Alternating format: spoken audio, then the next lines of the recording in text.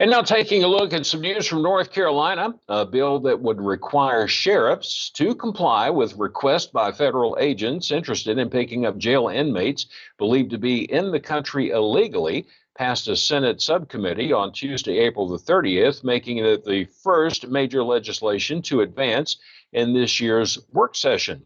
Now, according to the Associated Press, the bill already cleared the North Carolina House last year, but it stalled in the Senate until it was approved by the Judiciary Committee in a voice vote.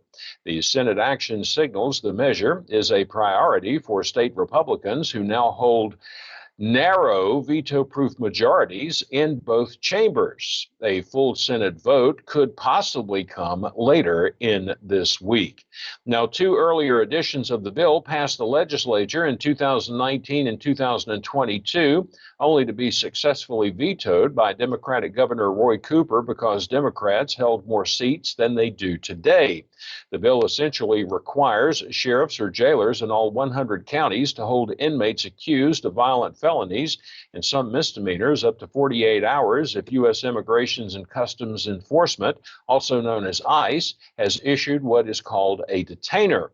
Now, the bill also requires the involvement of judicial officials to order law enforcement to hold the inmate in question.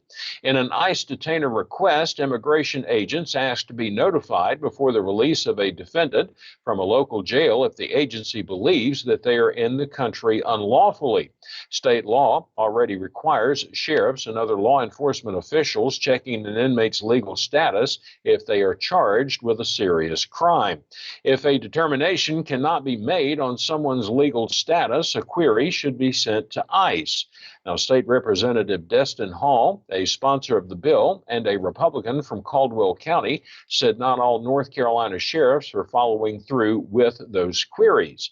He added that a group of sheriffs, primarily Democrats from urban counties, have resisted compliance with detainers, which critics say aren't true arrest warrants. Now, he said those shortcomings inspired a need for the bill. Rockingham County Sheriff Sam Page has spoken in support of the legislation, saying that it would remove criminal offenders from communities. We've included a link to this story. It's on our Star News TV Facebook page, and you can find it at facebook.com/StarNewsTV.